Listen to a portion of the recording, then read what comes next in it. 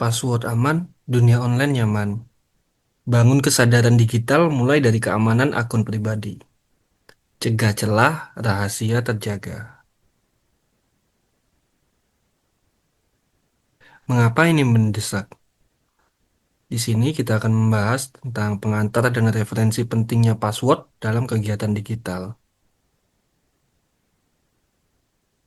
Apa pentingnya password? Password adalah garis pertahanan pertama dari serangan cyber.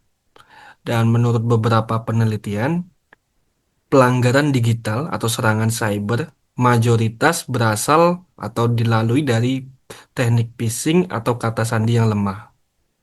Maka dari itu, pentingnya kita dalam menentukan password yang susah ditembus akan berakibat pada keamanan data yang kita miliki. Yang ketiga adalah sebagai bentuk tanggung jawab. Sebagai pegawai, menjaga password adalah tanggung jawab profesional untuk menjaga integritas perusahaan. Lalu, apa saja yang perlu diperhatikan? Yang pertama itu kredensial yang dicuri atau disusupi melalui phishing atau kata sandi lemah adalah jalur masuk utama dalam sebagian besar serangan cyber dan pelanggaran data. Hal itu bisa dilihat dari laporan Verizon Data Breach Investigation Report pada tahun 2024.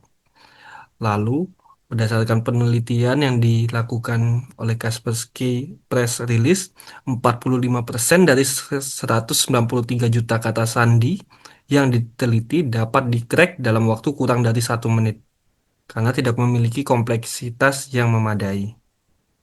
Lalu yang ketiga adalah dari kebiasaan eksekutif. Kata sandi terlemah seperti angka berurutan 1, 2, 3, 4, 5, 6 dan password menggunakan kata password masih digunakan oleh banyak eksekutif bisnis yang tentunya akan memiliki resiko yang tinggi. Itu juga bisa dilihat di artikel Notepad pada tahun 2024 terkait bisnis eksekutif password.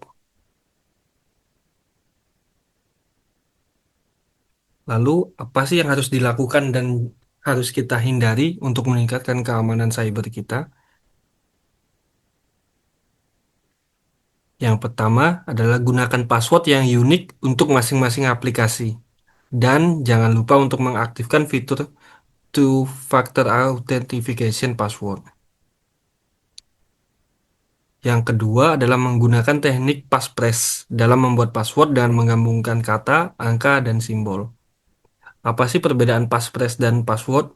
Jika password biasanya kita hanya menggunakan kata, satu kata, menggunakan huruf, dan angka.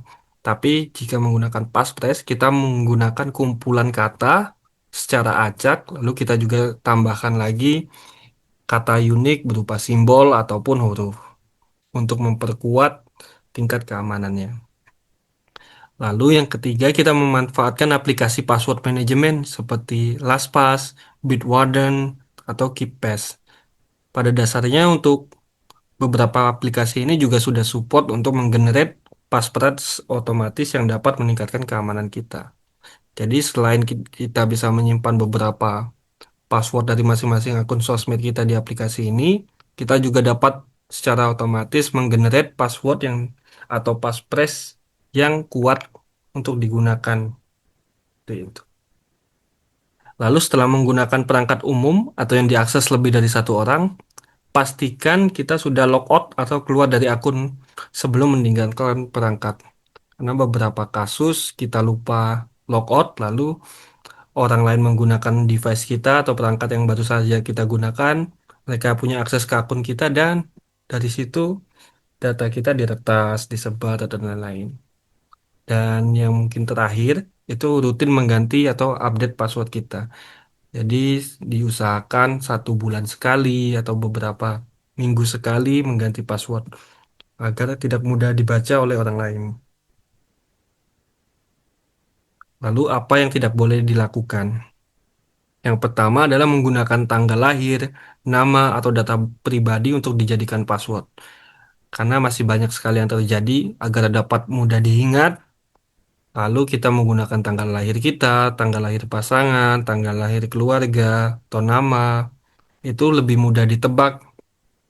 Jadi diusahakan dihindari. Cukup menggunakan kumpulan kata yang secara acak saja. Yang kedua, memanfaatkan satu password atau passphrase yang sama untuk lebih dari satu akun. Ini cukup bahaya karena kalau satu sudah diretas, kemungkinan akses-akses kita di aplikasi yang lain juga akan mudah diretas. Sehingga meminimalisir itu kita perlu membuat perbedaan untuk password dari masing-masing akun kita. Dan mungkin itu terdengar melelahkan. Karena itu disarankan menggunakan salah satu aplikasi manajemen password untuk membantu menyimpan data password kita. Yang ketiga itu mencatat manual password dan menyimpannya di tempat yang dapat dijangkau banyak orang. Jadi sangat dihindari untuk mencatat password baik itu di kertas, di handphone, di chat WA, dan yang sejenisnya. Atau menempelkannya di perangkat.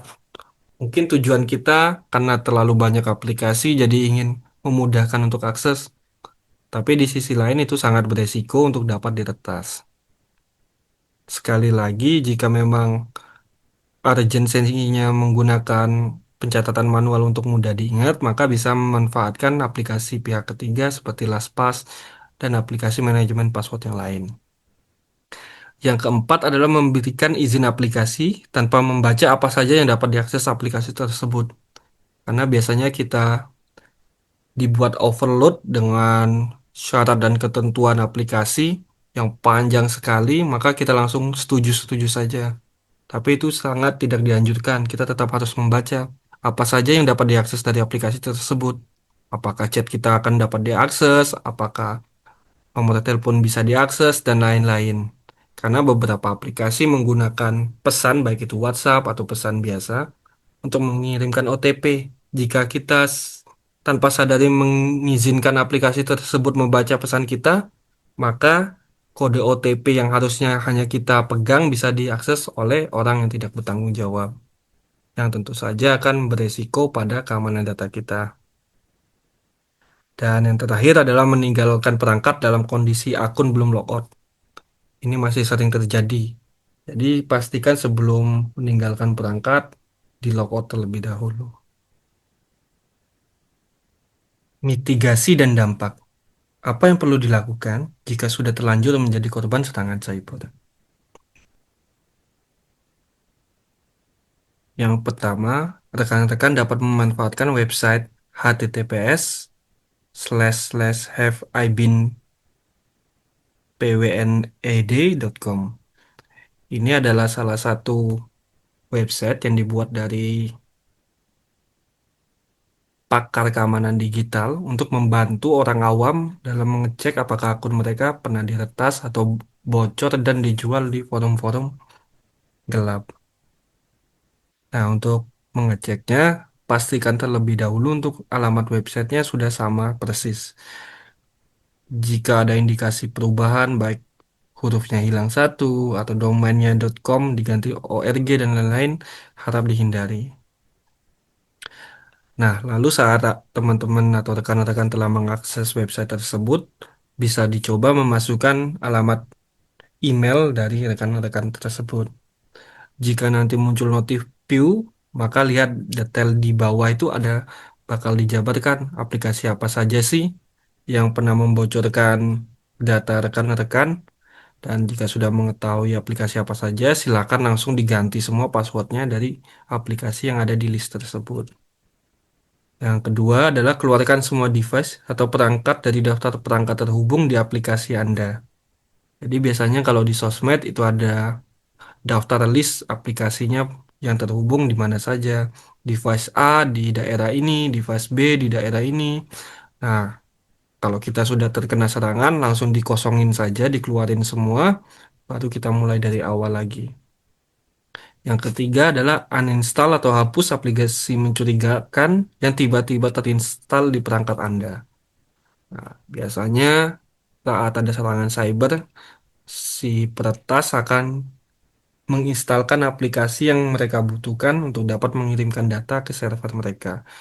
Jadi, silakan dicek di daftar aplikasi, aplikasi apa sih yang baru saja terinstal dan yang mencurigakan. Jika sudah ketemu, langsung dihapus saja. Yang keempat adalah selalu aktifkan fitur two-factor authentication atau multi-platform authentication untuk mempersulit peretas mengakses akun Anda. Kenapa dua jenis teknik ini penting?